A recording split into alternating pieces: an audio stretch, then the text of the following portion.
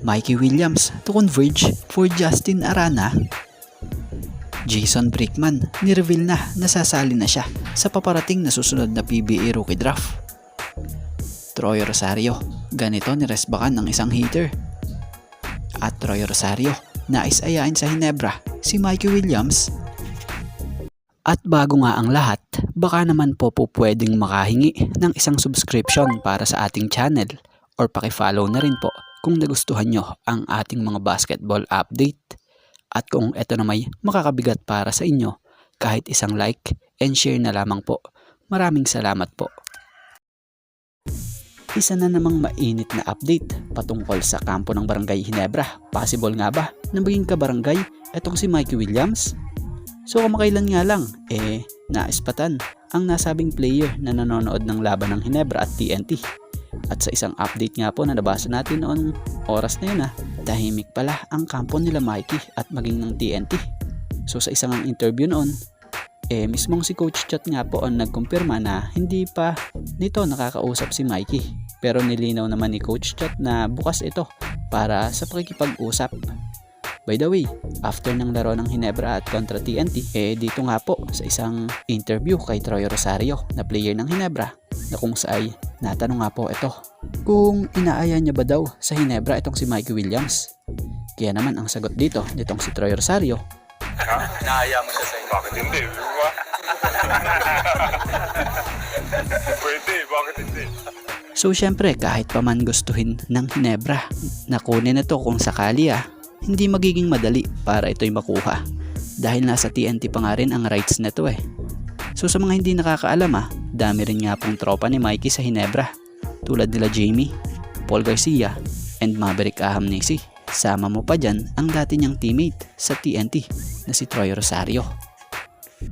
At Troy Rosario winasak or pinatahimik ang isang basher. Matatandaan namang mas pinili ni Troy ang Hinebra team kumpara sa TNT and Converge team nang maging free agent ito. So dahil sa pagpili niya nga po sa Hinebra, may mga ilang fans na bitter talaga matapos piliin ito ang Hinebra. At nito nga lang sa laban ng Hinebra kontra TNT, after matalo ng Hinebra sa labang ito, kahit na gumawa pa siya ng 16 points, 8 rebounds, 2 steals and 1 assist, nakatanggap pa nga rin ito ng pang-aasar sa isang basher tulad na lamang nito na kanya nga pong pinatahimik matapos niyang i-real talk ng ganito.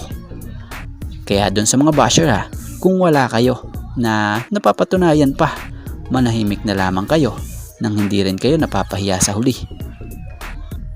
Speaking of Jason Brickman, ang 6' guard na hindi lang basta guard, malupet sa court na guard, isang Filipino-American player na ngayon maglalaro para sa Strong Group Athletics para sa gaganaping tournament ng basketball sa Dubai.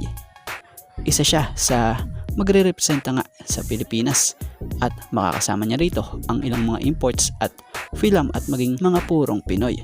So si Jason Brickman nga sa isang interview sa kanya, napaamin nga ito na gusto niyang maging bahagi ng Season 50 Rookie Draft ng PBA. Ayon nga sa pahayag niya, I'd like to enter the PBA. So I'm looking forward to the next draft. Hope I can enter and join in the PBA. Matatandaan, noong 2021 draft pa, sana siya nakasali. Kaya lang, nang dahil nga sa kakulangan sa kanyang mga dokumento para sa PhilForeign, eto nga'y naging ineligible noon. Pero ngayon, ito't muling susubok si Brickman sa next PBA draft na paparating.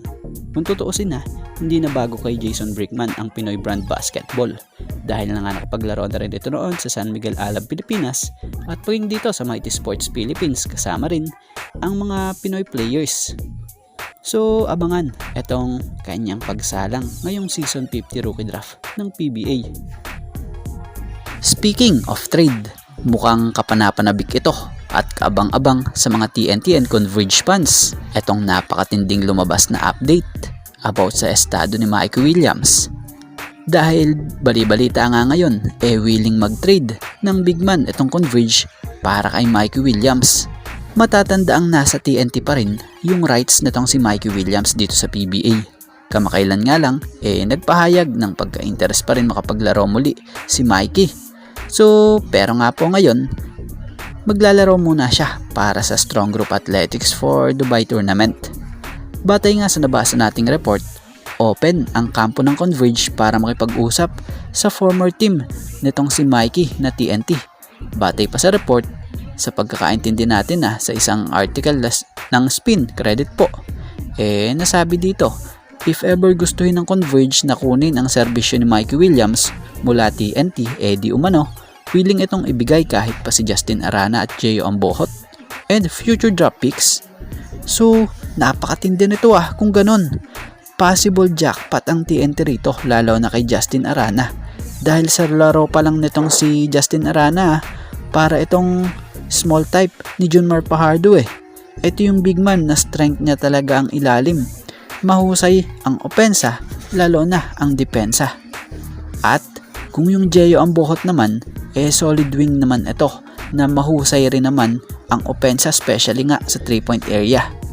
So kung tuluyang matuloy ito, possible ito na yung sagot sa solusyon ng TNT, dahil balita'y naghahanap ito ng young big man ang mga ito na makakatuwang nila Poy Eram and Kelly Williams na hindi na nga rin bumabata. At yung Mikey Williams naman, kung mapunta ito sa Converge, possible baka dito magtuloy-tuloy yung karir niya at possible maging main man pa nga siya. So abangan na lang natin sa mga susunod na araw kung ano nga bang maging susunod na update patungkol rito.